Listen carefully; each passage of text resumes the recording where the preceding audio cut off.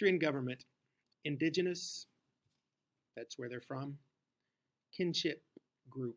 A kinship group is a group of people that are related either through blood or marriage. It's kind of like who would show up at your family reunion. Matrilineal. That means that wealth and ownership is passed down from the mother. European settlement will come in, and just like every place else that we're talking about, colonization is going to have a huge impact. Plantation, sugarcane, pineapple. Post World War I, a lot of those are going to be claimed by various different countries. Then World War II, Japan, and then after World War II, Japanese territories post-war are going to be turned into U.S. trusts, which basically means we'll hang on to them for a while. And eventually, independent nations, and you can see the various dates. American Samoa. We're going to talk about this in class and something that they are really good at.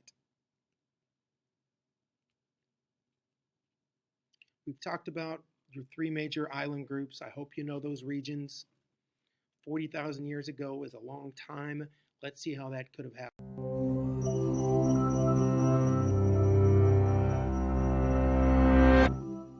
Imagine setting sail from Hawaii in a canoe. Your target is a small island thousands of kilometers away in the middle of the Pacific Ocean. That's a body of water that covers more than 160 million square kilometers, greater than all the land masses on Earth combined. For thousands of years, Polynesian navigators managed voyages like this without the help of modern navigational aids. Ancient Polynesians used the sun, moon, stars, planets, ocean currents, and clouds as guides that allowed them to see the ocean as a series of pathways rather than an obstacle. Their voyages began around 1500 BC, when the people who would settle Polynesia first set sail from Southeast Asia.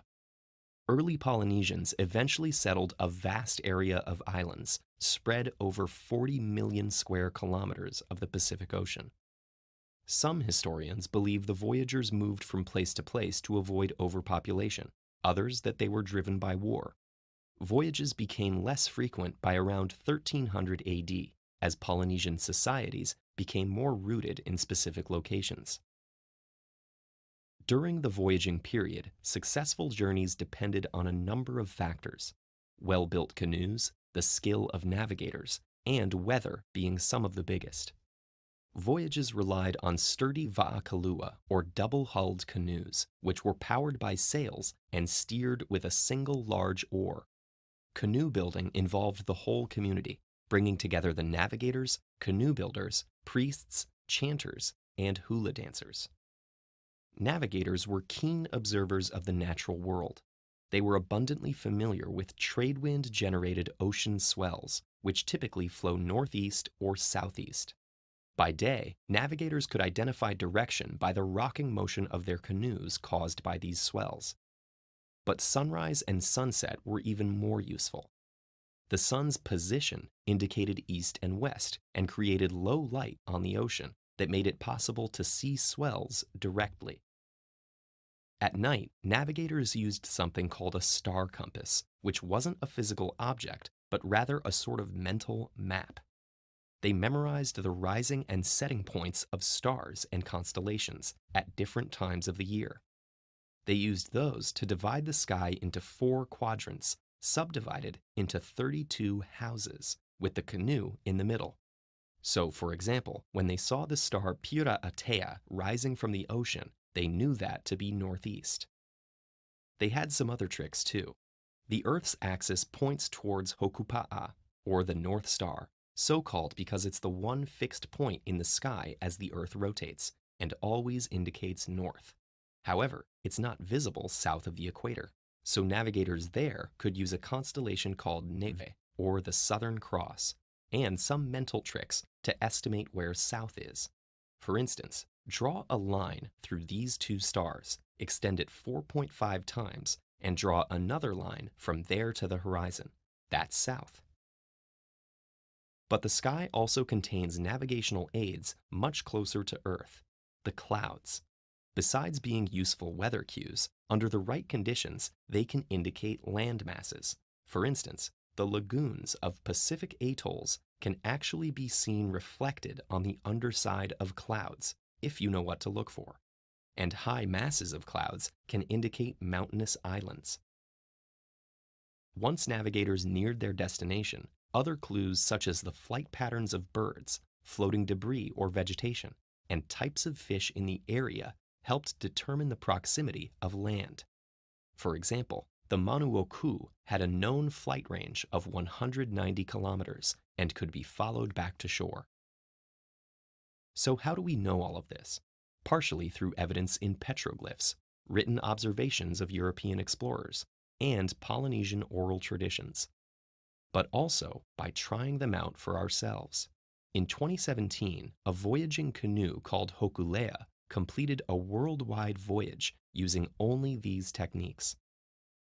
If that seems remarkable, remember the ancient Polynesians, who through close study and kinship with nature were able to forge these paths across an unfathomably vast, vibrant, living ocean.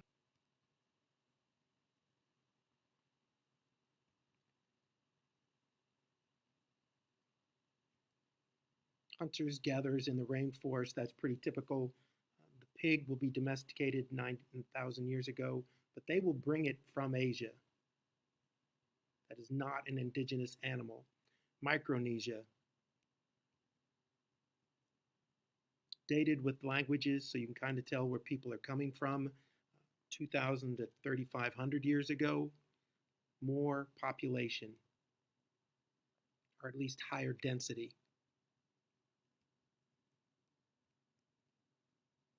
6,000 to 8,000 years ago, French, Tahiti, so you're going to have an Asian population, and the population density is going to fluctuate greatly over time. You've got this blended European, Asian, and indigenous groups that will come together and form this diverse culture left over from colonization. We'll talk about Pidgin English in class. We'll see if you can translate some of it. Again, the colonizers bring their religion, but there's also large numbers, besides Christians, of Hindu, Islamic, Buddhists. Education varies greatly. You're going to have schools that look a lot like yours, and then you're going to have schools that are pretty isolated and don't seem very well funded. The arts. The arts are going to be tied into ocean fish, just nature in general. You paint what you know, and you carve what you know.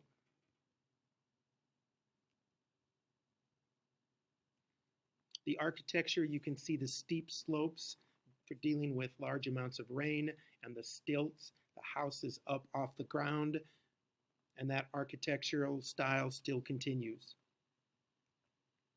Body tattoos. That woman is getting a face tattoo. They will receive their first face tattoo at 18 years old as a sign that they're now ready to be married. Body tattoos are very significant to the culture.